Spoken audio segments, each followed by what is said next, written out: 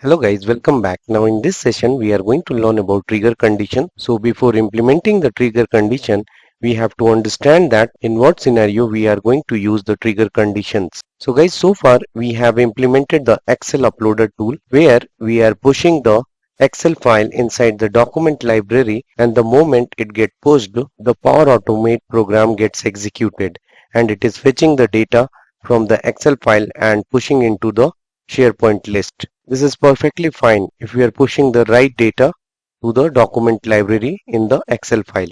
But suppose a scenario if anybody puts any of the file which doesn't contain the employees quarterly award data, then your flow will get triggered and it will throw the error, and that is not a right behavior. This is one of the scenario. In the other scenario, if anyone push any of the document which is not an XLX file, that is not an Excel file, in that scenario also your Power Automate program gets executed. So in such scenarios, how we can stop our Power Automate program to get triggered in case of wrong file upload, and that is where we are going to use the trigger conditions. So let's jump into the Power Automate portal to see how to implement the trigger conditions in our Power Automate flows. So guys, I am inside the Power Automate portal and I am going to use the same example which we have been following since many of the sessions. So I am going to click on this pencil icon, and over here I am going to write a compose operation, and that compose operation should have the formula which will help us to write the trigger condition. But prior to that, I will show you where we can put the trigger condition inside our flows so that it will stop in case of wrong file upload process. So over here, if you will come here, then you will get this three dots, that is a context menu, and that contains the settings, and this settings has something called trigger condition where we need to add an expression over here, and that expression first we will compose it and then we will put it over here. So let's go back, and to do that I am going to come here. I will add an action over here and I will call it as compose, and over here this compose is a data operation, and over here I will write. So the expression which I am going to write it is that I will check that whether the file is Excel file or not. So for that I am going to write it over here. I will start with if. Within the if I will write, then there is contains. If the file name contains, so over here I will go back to the dynamic block, and from here I will select the file identifier over here, that is x-ms-file-id. I will select this one and then I will check it over here. If this contains .xlx, that is the file extension. If it contains, that means it is an Excel file.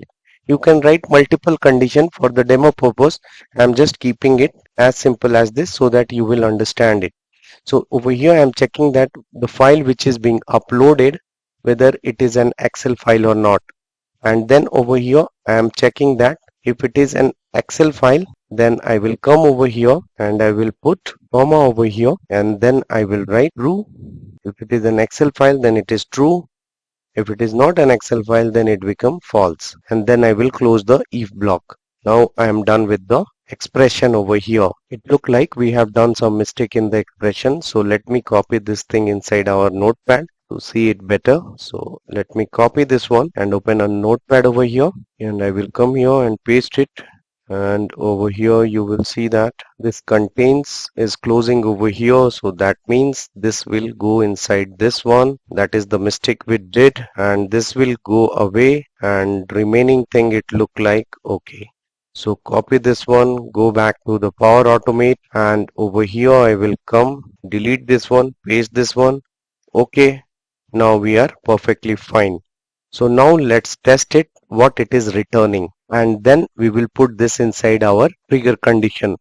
So over here I will save it and click on test.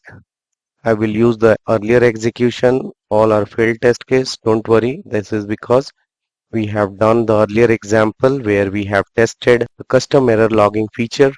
So I will click on test over here. Over here my intention is to check that what it is returning, whether it is returning true or false. So you will see that it returned true even though this flow failed. Don't worry about that, and we wanted to check that whether it is returning true or false.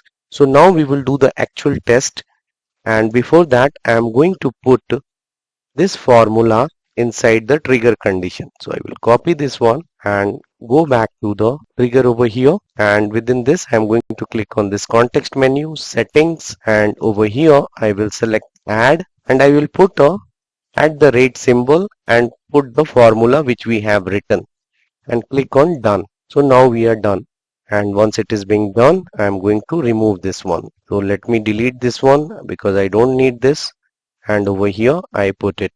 Now next I am going to save it, and now let's do the actual testing. And to do the actual testing, let me drop an Excel file which has the employee award. But prior to that, let's go to the SharePoint list, and I will clean up the list, and then we will drop the Excel file to test the positive test case. So I am inside the SharePoint portal over here, and I will go inside the employees quarterly award, and over here I will select all the records and delete it.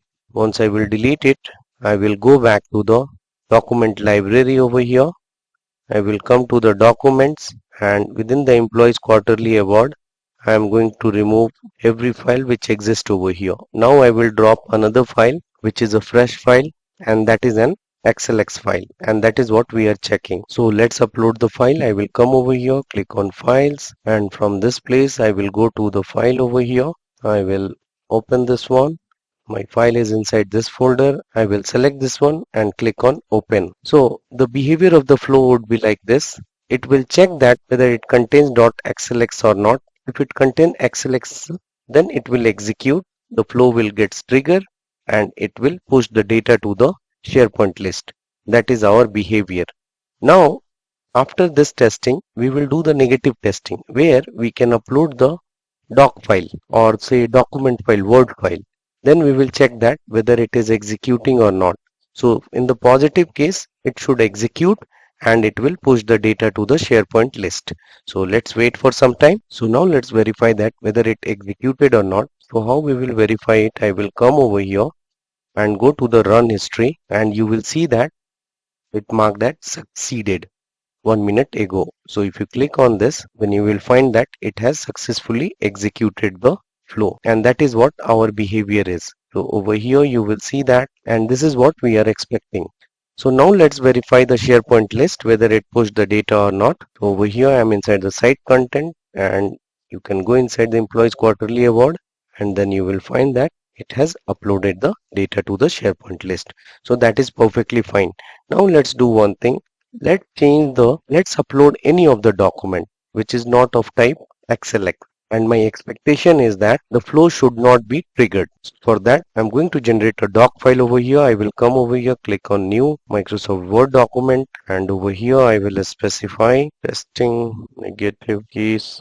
Let me put some value, save it and close it. Now I will upload this document, and we will check that whether flow is getting triggered or not. So now I am inside the document library, and over here employees quarterly award folder, where I am going to upload the files, and over here I will click on test negative case, and over here once I upload it, so the flow will not trigger. That is the behavior. I will wait for some time because you know that flow always takes time to execute. So now let's go back to the run history and check whether it is getting executed or not. So now I am inside the Power Automate portal, and over here I will come, click on run history. Then you will notice that the flow never gets triggered. Why? Because we have set up the trigger condition, and this is the beauty of the trigger condition. So you can stop your flow to get it executed if it is not matching your business criteria.